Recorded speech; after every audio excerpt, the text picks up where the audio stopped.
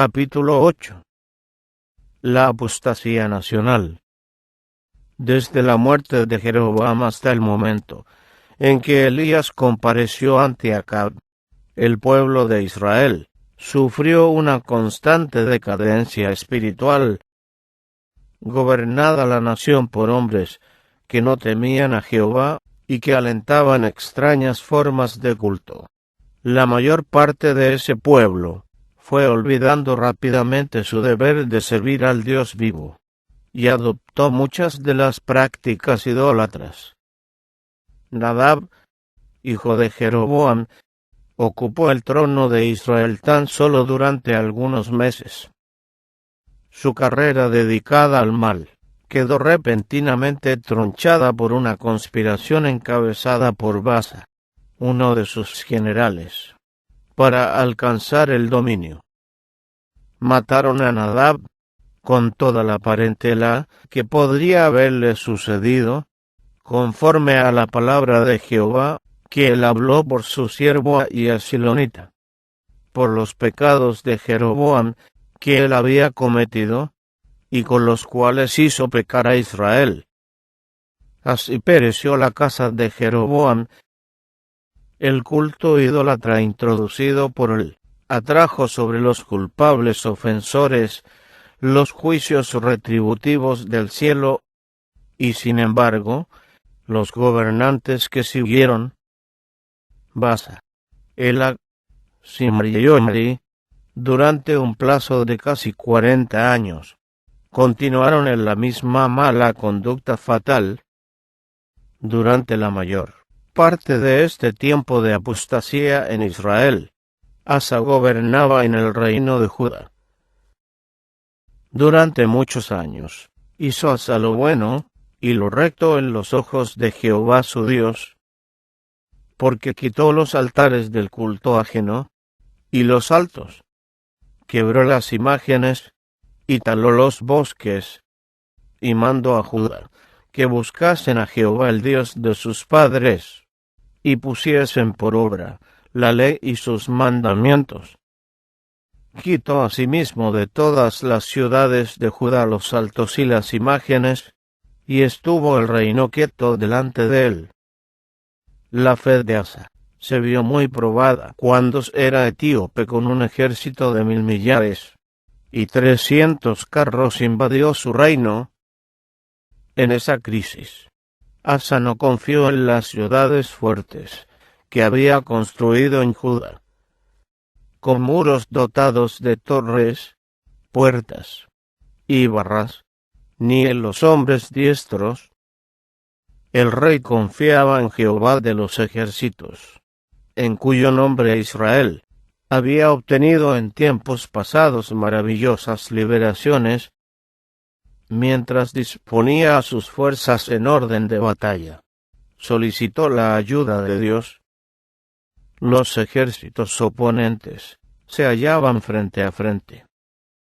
Era un momento de prueba para los que servían al Señor. Habían confesado todo pecado. Tenían los hombres de Judá plena confianza en que el poder de Dios podía librarlos. En esto pensaban los caudillos. Desde todo punto de vista humano, el gran ejército de Egipto habría de arrasar cuanto se le opusiera. Pero en tiempo de paz, Asa no se había dedicado a las diversiones y al placer, sino que se había preparado para cualquier emergencia. Tenía un ejército adiestrado para el conflicto. Se había esforzado por inducir a su pueblo a hacer la paz con Dios, y llegado el momento, su fe en aquel en quien confiaba no vaciló, aun cuando tenía menos soldados que el enemigo.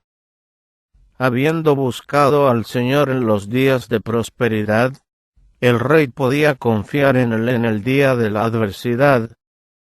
Sus peticiones demostraron que no desconocía el poder admirable de Dios. Dijo en su oración: Jehová, ¿no tienes tú más con el grande que con el que ninguna fuerza tiene? para dar ayuda. Ayúdanos, oh Jehová Dios nuestro, porque en ti nos apoyamos, y en tu nombre venimos contra este ejército.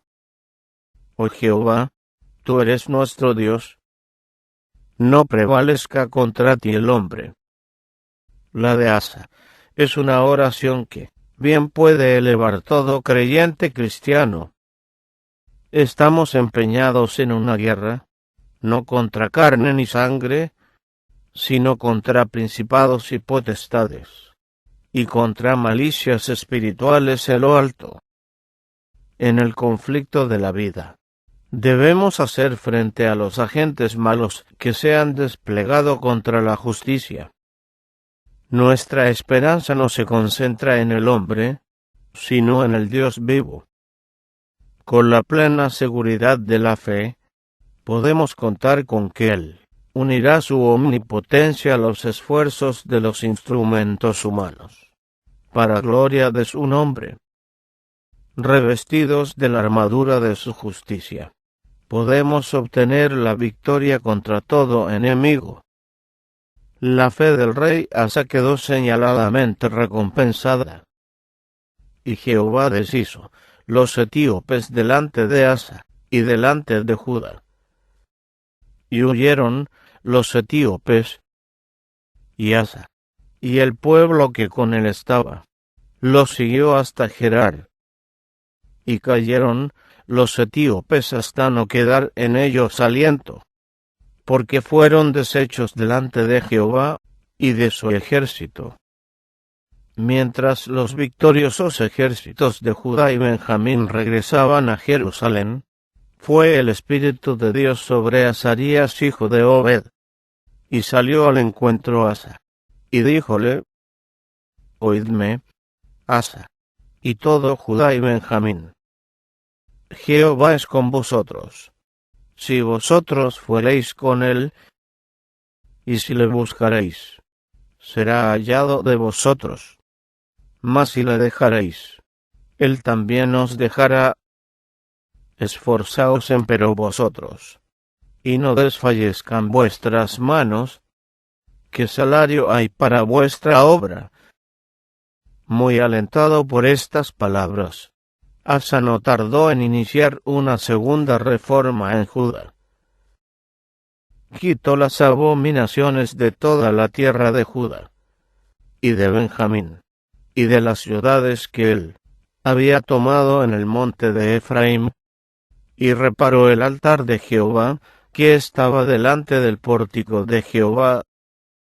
Después hizo juntar a todo Judá y Benjamín, y con ellos los extranjeros de Efraín, y de Manases, y de Simeón, porque muchos de Israel se habían pasado a él, viendo que Jehová su Dios era con él.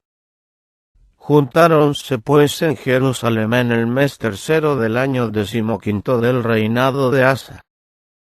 Y en aquel mismo día sacrificaron a Jehová, de los despojos que habían traído, 700 bueyes y 7,000 ovejas. Y entraron en concierto de que buscarían a Jehová el Dios de sus padres, de todo su corazón y de toda su alma.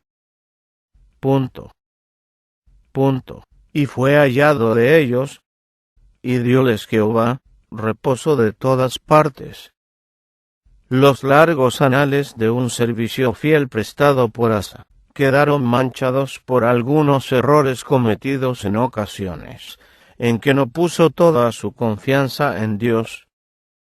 Cuando, en cierta ocasión, el rey de Israel invadió el reino de Judá y se apoderó de Rama, ciudad fortificada situada a tan solo 8 kilómetros de Jerusalén, Asa procuró su liberación mediante una alianza con Ben-Hadad, rey de Siria.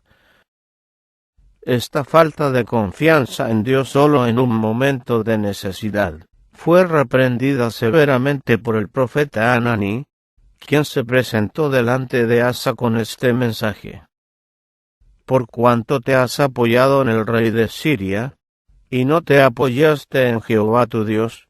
Por eso el ejército del rey de Siria ha escapado de tus manos. Los etíopes y los libios no eran un ejército numerosísimo, con carros y mucha gente de a caballo. Con todo, porque te apoyaste en Jehová, él los entregó en tus manos, porque los ojos de Jehová contemplan toda la tierra, para corroborar a los que tienen corazón perfecto para con él. Locamente has hecho en esto, porque de aquí adelante habrá guerra contra ti. En vez de humillarse delante de Dios por haber cometido este error, enojado Asa contra el vidente, écholo en la casa de la cárcel, porque fue en extremo conmovido a causa de esto. Y oprimió Asa en aquel tiempo algunos del pueblo. El año 39 de su reinado, enfermó Asa de los pies para arriba, y en su enfermedad no buscó a Jehová, sino a los médicos. El rey murió el 41º año de su reinado, y le sucedió Josafat, su hijo. 2 años antes de la muerte de Asa, Acab comenzó a gobernar en el reino de Israel. Desde el principio, su reinado quedó señalado por una apostasía extraña y terrible. Su padre, Omri, fundador de Samaria, hizo lo malo a los ojos de Jehová, e hizo peor que todos los que habían sido antes de él. Pero los pecados de Acab fueron aún mayores. Añadió Achb haciendo provocar a ira a Jehová Dios de Israel, más que todos los reyes de Israel, que antes de él habían sido. Actuó como si le fuera ligera cosa andar en los pecados de Jeroboam hijo de Nabat, no conformándose con el aliento que daba a las formas de culto religioso que se seguían en Betel y Dan. Encabezó temerariamente al pueblo en el paganismo más grosero, y reemplazó el culto de Jehová por el de Baal, habiendo tomado por esposa a Jezabel, hija de Etba, al rey de los sidonios y sumo sacerdote de Baal. Acab sirvió a Baal, y lo adoró. E hizo altar a Baal en el templo de Baal, que él edificó en Samaria. No sólo introdujo Acab el culto de Baal en la capital, sino que bajo la dirección de Jezabel, erigió altares paganos en muchos altos, donde, a la sombra de los bosquecillos circundantes, los sacerdotes y otros personajes relacionados con esta forma seductora de la idolatría ejercían su influencia funesta, hasta que casi todo Israel seguía en pos de Baal. A la verdad, ninguno fue como Achb, que se vendiese a hacer lo malo a los ojos de Jehová, porque Jezabel su mujer lo incitaba. Él fue en grande manera abominable, caminando en pos de los ídolos, conforme a todo lo que hicieron los amorreos, a los cuales lanzó Jehová delante de los hijos de Israel. Acab carecía de fuerza moral. Su casamiento con una mujer idólatra, de un carácter decidido y temperamento positivo, fue desastroso para él y para la nación. Como no tenía principios ni elevada norma de conducta, su carácter fue modelado con facilidad por el espíritu resuelto de Jezabel. Su naturaleza egoísta no le permitía apreciar las misericordias de Dios para con Israel ni sus propias obligaciones como guardián y conductor del pueblo escogido. Bajo la influencia agostadora del gobierno de Acab, Israel se alejó mucho del Dios vivo, y corrompió sus caminos delante de él. Durante muchos años, había estado perdiendo su sentido de reverencia y piadoso temor. y ahora parecía que no hubiese nadie capaz de exponer la vida en una oposición destacada a las blasfemias prevalecientes. La oscura sombra de la apostasía cubría todo el país. Por todas partes podían verse imágenes de Baal y Astarte. Se multiplicaban los templos y los bosquecillos consagrados a los ídolos, y en ellos se adoraban las obras de manos humanas. El aire estaba contaminado por el humo de los sacrificios ofrecidos a los dioses falsos. Las colinas y los valles repercutían con los clamores de embriaguez emitidos por un sacerdocio pagano que ofrecía sacrificios al sol, la luna y las estrellas.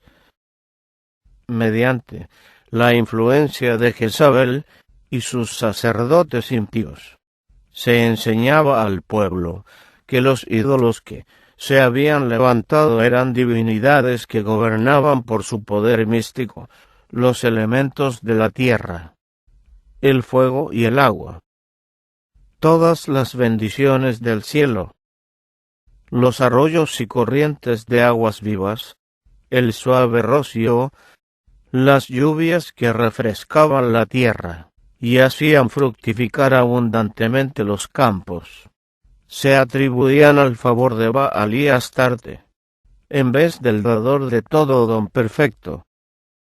El pueblo olvidaba que las colinas y los valles, los ríos y los manantiales estaban en las manos del Dios vivo, y que éste regía el sol, las nubes del cielo y todos los poderes de la naturaleza.